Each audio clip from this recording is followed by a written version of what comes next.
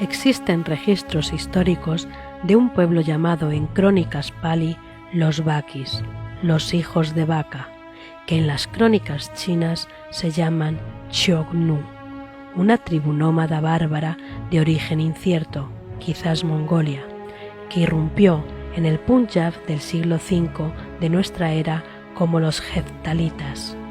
Estos heftalitas del siglo V eran una rama de los hunos, una confederación de varias tribus nómadas, algunas de las cuales estaban avanzando sobre Europa Oriental en ese mismo contexto histórico.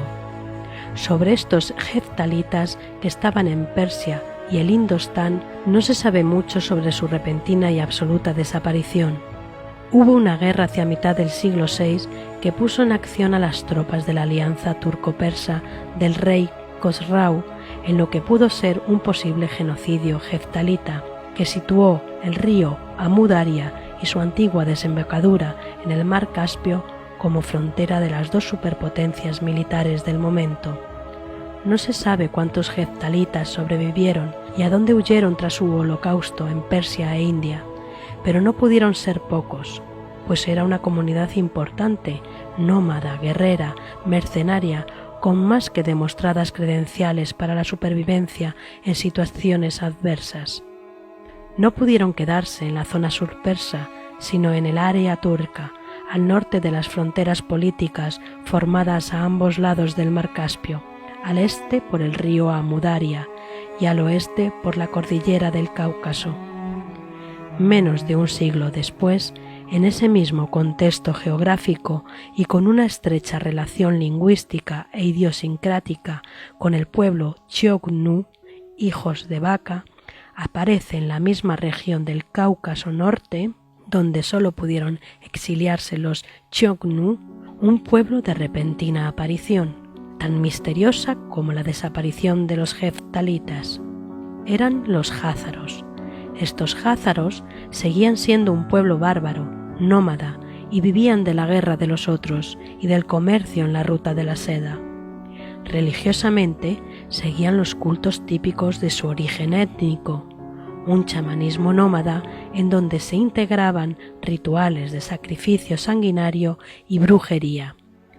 Era esa religión de la guerra propia de esta gran familia étnica, compartida a grosso modo con los hunos, los samoyedos, los mongoles y pueblos con unos mismos rasgos culturales del llamado Ciclo del Este. Sin embargo, a pesar de ser un pueblo culturalmente pobre, el poder de los jázaros se expandió considerablemente a lo largo del siglo VII, gracias a la explotación y el saqueo de la ruta de la seda y a la función política que una cristiana Bizancio extrajo de este ya reino de Cazaria, el cual había extendido sus fronteras hasta la región ucraniana de Crimea, con la ayuda bizantina. Cazaria servía de barrera entre el amenazante califato omeya, que en este siglo estaba en expansión, y una Bizancio que no tenía grandes problemas en aliarse con estos misteriosos paganos llamados los jázaros, que se dividían en dos grupos, los akkazaríes y los karazaríes, en una extraña división tribal cuya naturaleza dual nadie ha conseguido explicar. Sin embargo, esta alianza bizantino-jázara no la veían con buenos ojos las autoridades religiosas cristianas. Por eso, la Iglesia Oriental presionó para que el emperador bizantino, ya con sangre jázara, Constantino V, apodado por los griegos ortodoxos como Coprónimus, el mierda, convencería a Cazaria para convertirse al cristianismo. El rey jázaro, Bulán, tuvo una solución a este conflicto religioso que obstaculizaba la alianza política. Se inventó un origen étnico vinculado al antiguo pueblo hebreo, y en vez de convertirse al cristianismo, lo que iba a resultar imposible, ni siquiera a un aparente nivel nominativo, se convirtió a un judaísmo sui generis que iba a mantener intacta la raíz pagana, sacrificial, brujo-chamánica de la antigua religión jázara, y así Aparecieron unos neojudíos a mediados del siglo VIII que por supuesto no tenían nada que ver con los judíos de Judea ni con nadie de este entorno religioso. La pobre cultura házara adoptó el alfabeto hebreo, cambiaron sus nombres en antiguo turco házaro por nombres más o menos judíos. Por ejemplo, el rey Bulán pasó a llamarse rey Sabriel, y se presentaron religiosamente como descendientes del Noé bíblico para mejorar la alianza cristiano-házara contra el Islam. Los házaros fueron los mercenarios que el imperio bizantino usó para hacer frente al califato en su frontera. La alianza cristiano-házara funcionó a la perfección en el terreno militar, aplastaron a los árabes en varias ocasiones, pero también en lo social, hasta el punto de que el nómada pueblo házaro hizo de Europa Oriental su nueva patria, la que jamás había tenido. Esa misma y fraudulenta alianza de la Europa cristiana con los neojudíos házaros se extenderá hasta el día de hoy.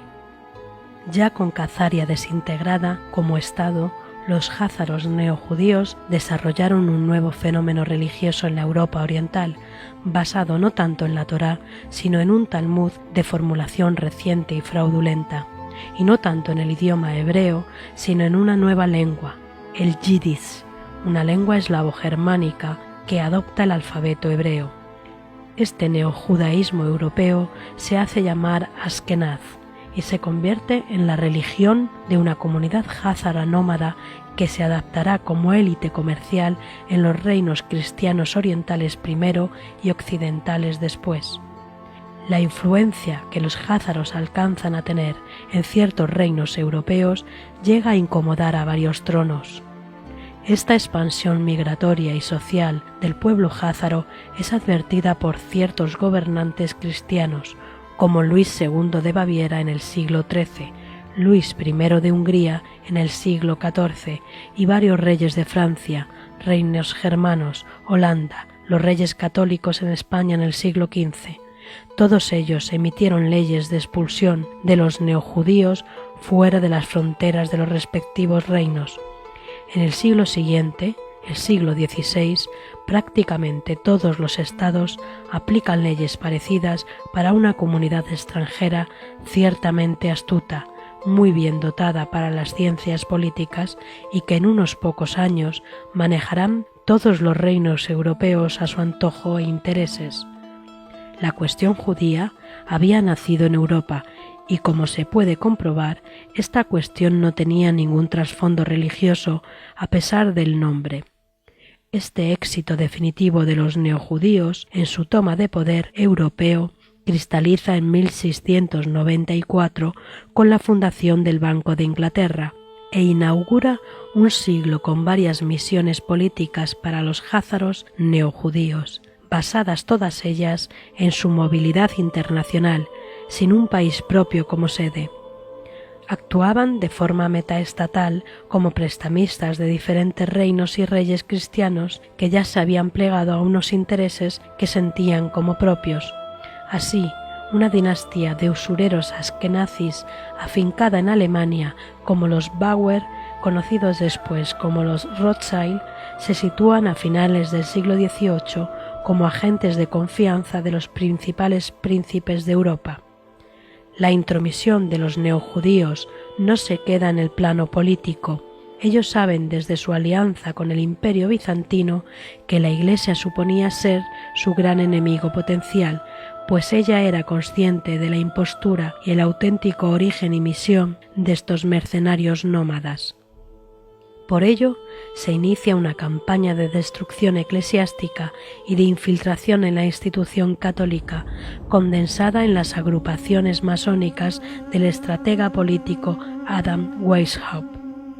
Estas intrigas explotan en una revolución francesa, a medida de los intereses de los banqueros centrales y la masonería askenazi.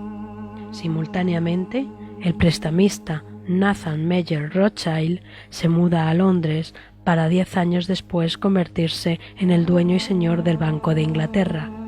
Jacob Rothschild se instala después en París y hace esencialmente lo mismo con el Imperio francés.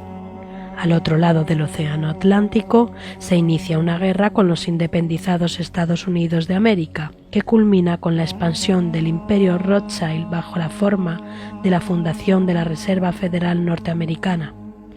Durante el siglo XIX, el poder de los neojudíos se había desbocado hasta límites que nadie podía haber imaginado, pero esto era solo la antesala de una toma de poder absoluto, desarrollada durante todo el siglo XX. A finales del siglo XIX, el askenazi Theodor Herzl elabora las teorías que se iban a poner en práctica a través de las horrendas guerras y revoluciones que se inauguran con el siglo XX. Se trata del sionismo, el movimiento político que busca un regreso fraudulento a Palestina de un pueblo que jamás estuvo allí. Un año después de la fundación de la Reserva Federal, se declara la guerra que culminará en una institución internacionalista controlada por los sionistas, Sociedad de Naciones, actualizada después como ONU, que trabajará en el subterfugio para espolear otra gran guerra 20 años después. La Segunda Guerra Mundial supone un catalizador de los planes sionistas. Finalmente, se declara el Estado moderno de Israel en 1948 y se divide el poder del mundo en dos bloques de gobiernos controlados por los neojudíos. Estos dos bloques desarrollarán una escala bélica y tecnológica sin precedentes en la segunda mitad del siglo XX, en una revolución absoluta del control militar y social que nos lleva a la síntesis del momento presente. Tras el colapso soviético y una teatral Guerra Fría, usada como pretexto para el desarrollo bélico-tecnológico más allá de las estrellas, vemos ya en pleno siglo XXI como dos entidades házaras, dos fuerzas hermanadas racial y espiritualmente, gobiernan el mundo en su totalidad bajo un régimen tiránico de control bancario y militar. Dos fuerzas perfectamente identificables como OTAN con Estados Unidos y la Unión Europea a la cabeza, y la Alianza Euroasiática encabezada por la Federación Rusa y China, en paz teóricamente a través del Consejo de Seguridad de la ONU, pero en pugna práctica constante por el control de países fronterizos geoestratégicos, tanto en Oriente Medio, por ejemplo ahora Siria, como en Europa Oriental, por ejemplo Ucrania y Turquía, como en la esfera de pugna China occidental, Tíbet, Corea, sureste asiático. Un mundo bipolar en manos de dos entidades bárbaras que se reparten todo cuanto existe en la Tierra. Un mundo gobernado por un monstruo bicéfalo surgido de las orillas del mar Caspio y que dispone de un poder tiránico global. Este es el nuevo orden mundial, identificable hoy en día. Any one of the Syrians I have met would speak more eloquently about the conflict than I ever could. Nearly 4 million Syrian refugees are victims of a conflict they have no part in. Yet they are stigmatized, unwanted, and regarded as a burden. So I'm here for them, because this is their United Nations. International humanitarian law prohibits torture, starvation, the targeting of schools and hospitals. But these crimes are happening every day in Syria. The Security Council has powers to address these threats to international peace and security, but those powers lie unused. The UN has adopted the responsibility to protect concept, saying that when a state cannot protect its people, the international community will not stand by. But we are standing by in Syria. It is sickening to see thousands of refugees drowning on the doorstep of the world's wealthiest continent. No one risks the lives of their children in this way except out of utter desperation. If we cannot end the conflict, we have an inescapable moral duty to help refugees and provide legal avenues to safety.